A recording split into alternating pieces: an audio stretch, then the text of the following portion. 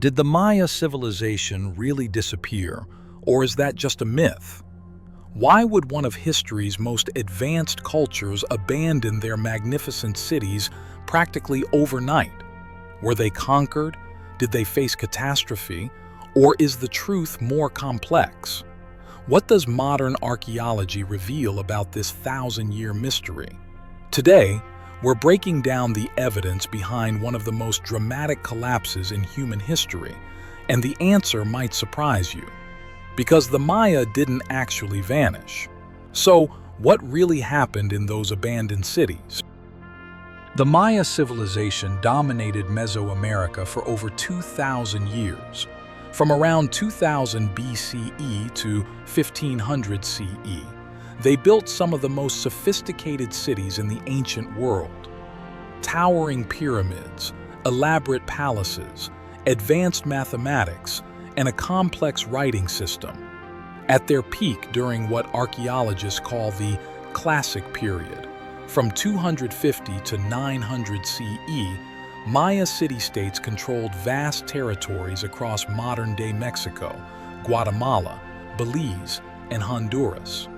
Their astronomers tracked celestial movements with remarkable precision. Their engineers designed intricate water management systems. Their artists created masterpieces that still inspire us today.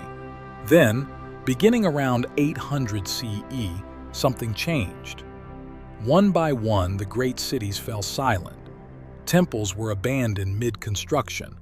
Palaces stood empty. By 900 CE, cities that had thrived for centuries were reclaimed by the jungle. But here's what most people get wrong. The Maya people didn't disappear. Millions of their descendants live throughout Central America today, speaking Maya languages and maintaining cultural traditions. What collapsed wasn't the Maya people, but their political system, their cities, and their way of life. So, what caused this dramatic transformation? To understand the collapse, we need to understand what the Maya built. Unlike empires like Rome or Egypt with centralized power, the Maya world was a network of independent city-states. Each city ruled by its own king, called a Kuhul Aja, or divine lord. These cities competed, formed alliances, fought wars, and traded with one another. Tikal, Calakmul, Palenque, Copan. These weren't just ceremonial centers. They were thriving urban areas with populations reaching tens of thousands. The cities relied on sophisticated agriculture to feed their people. Maya farmers developed advanced techniques, raised field systems in swamps, terraced hillsides, and built extensive canal networks. They grew corn, beans, squash, and dozens of other crops. The system worked brilliantly for centuries, supporting a population that may have reached 10 to 15 million people across the Maya lowlands. But this success created vulnerability. Large populations required massive food production. Cities needed constant construction and maintenance. The political system depended on kings demonstrating divine power through building projects and military victories. It was a delicate balance. And when that balance began to tip, the consequences were catastrophic. So what physical evidence do we actually have about the Maya collapse? The archaeological record tells a dramatic story through stone and bone. In cities like Tikal, construction stopped abruptly around 830 CE. Building projects were left unfinished, with stones already cut but never placed. The last dated monument at many sites marks this sudden silence. But the evidence goes deeper than abandoned temples. Chemical analysis of lake sediments reveals severe drought patterns between 800 and 1000 CE. Core samples show layers of gypsum, a mineral that forms when water levels drop drastically. These weren't normal dry seasons. They were multi-decade mega-droughts that would have devastated any agricultural society. Meanwhile, skeletal remains tell their own dark tale. Bone analysis shows increasing malnutrition in the final decades. Signs of violence spike in the archaeological record. Mass graves appear at some sites. Defensive walls were hastily built around previously open cities. The Maya weren't just leaving their cities. They were fighting, starving, and desperately trying to survive something catastrophic. The first major theory points to environmental catastrophe as the primary cause. The evidence for severe drought is overwhelming. Between 800 and 1000 CE, the Maya lowlands experience some of the most extreme dry periods in thousands of years.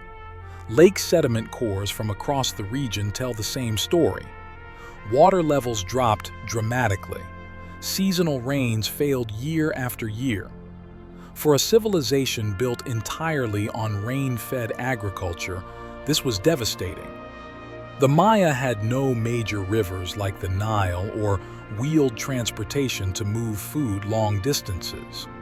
Each city relied on local rainfall to grow maize, beans, and squash. When the rain stopped, the crops failed.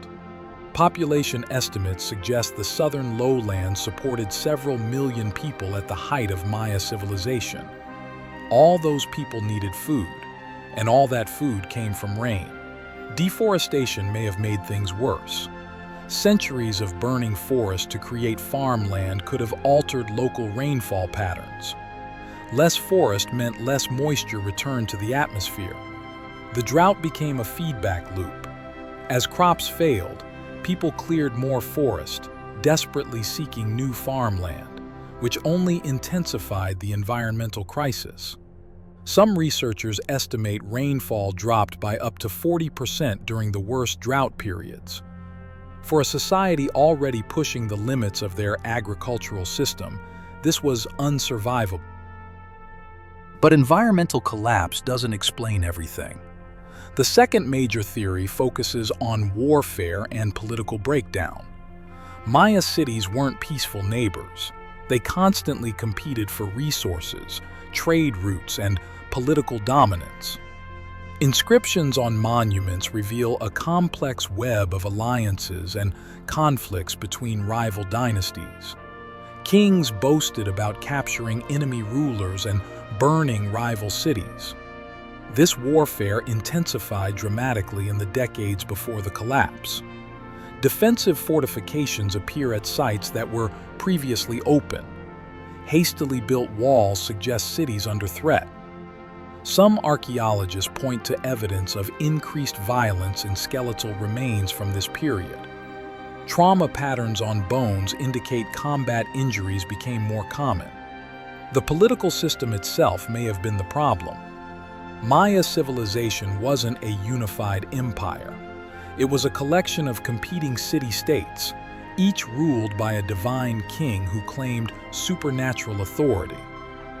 When the droughts came and crops failed, these kings couldn't deliver the prosperity they promised. Their divine authority was questioned. Political legitimacy collapsed. Instead of uniting against the environmental crisis, cities may have turned on each other, fighting over diminishing resources. Trade networks broke down. The specialized economy that connected hundreds of communities fell apart. Without trade, cities couldn't get essential resources like obsidian for tools or salt for food preservation. The entire political and economic system unraveled. Most experts today don't think it was just one thing. The third theory suggests multiple catastrophic factors converged at the worst possible time. Imagine the scenario. A severe drought begins, lasting not just years but decades. Crops fail repeatedly. Food becomes scarce. At the same time, the political system is already stressed from generations of warfare between rival cities. Kings have been demanding more tribute, more labor, more resources to fund their conflicts and building projects. The population is growing, pushing agricultural systems to their limits even in good years. Then, the drought hits. Suddenly, There's not enough food for everyone. Cities that might have cooperated instead compete violently for remaining resources. The divine kings who promised cosmic order can't make it rain. Their authority crumbles. People abandon the cities, not all at once but gradually, family by family. Some move to areas with better water access. Others join smaller communities in the highlands. The collapse wasn't uniform either. Some cities fell quickly, abandoned within a generation. Others survived much longer, adapting and persisting for another century or two. Northern cities like Chichen Itza actually thrived during this period, possibly benefiting from refugees and resources flowing north. The collapse was complex, regional, and played out differently across the Maya world. It wasn't the end of Maya civilization, but rather a profound transformation driven by multiple interlocking crises that the political system couldn't survive. What do modern researchers say about all this? The picture has become much clearer in recent decades thanks to new technology and methods. Lidar technology has revolutionized Maya archaeology. By using lasers to penetrate jungle canopy, researchers have mapped millions of structures previously hidden under vegetation. These scans reveal the true scale of Maya civilization and how interconnected it really was. The population was much larger than anyone suspected. Satellite imagery and climate modeling now allow scientists to reconstruct ancient weather patterns with unprecedented accuracy. They can pinpoint exactly when and where droughts occurred. Isotope analysis of bones and teeth tells us what people ate and where they came from, tracking migration patterns during the collapse. DNA studies are revealing population movements and showing us that Maya people didn't disappear. They moved, adapted, and their descendants continue living in the region today. Modern Maya communities maintain cultural connections going back thousands of years. The current scientific consensus leans heavily toward the multiple factors theory. Environmental stress, particularly drought, was real and severe. But human choices made it worse. Deforestation, warfare, rigid political structures, and failure to adapt all contributed. Some researchers argue the Maya were victims of climate change they didn't cause. Others point out they had agency and made decisions that either helped or hurt their chances of survival. What's clear is that collapse wasn't inevitable. Some communities adapted successfully. The ones that failed did so for complex, interconnected reasons. So what really happened to the Maya? The truth is, we're looking at one of history's most complex collapses. The evidence is clear on several points. Severe drought struck the Maya lowlands between 800 and 1000 CE. This wasn't a single bad year, but decades of failed rains. Cities did experience increased warfare and political instability during this period. Defensive walls appeared, violence increased, royal authority broke down, and yes, environmental degradation from deforestation likely made the crisis worse. But here's what makes this mystery so fascinating. Different cities had different fates. Some collapsed quickly, others adapted and survived. Northern cities even thrived while southern ones fell. This tells us the collapse wasn't purely environmental. Human decisions mattered. Political structures mattered. The ability to adapt mattered.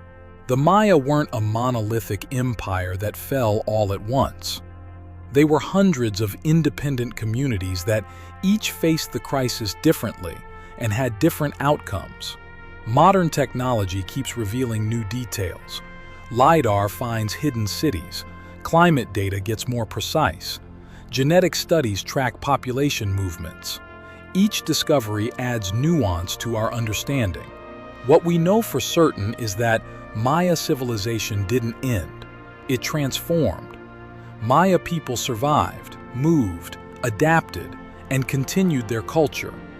Millions of Maya descendants live in Central America today, maintaining languages, traditions, and knowledge passed down through generations. The collapse was real, but so was the resilience. The Maya collapse shows us that even advanced civilizations face existential threats when environmental stress meets political rigidity. So, what do you think? Was it drought, warfare, or human choices that sealed their fate? Share your theory in the comments below. If you found this deep dive into history's mysteries compelling, subscribe to Lost Chronicle Vault for more evidence-based explorations of the past. Next time, we're investigating the mystery of the Roanoke colony, an entire English settlement that vanished without a trace. Until then, keep questioning what really happened.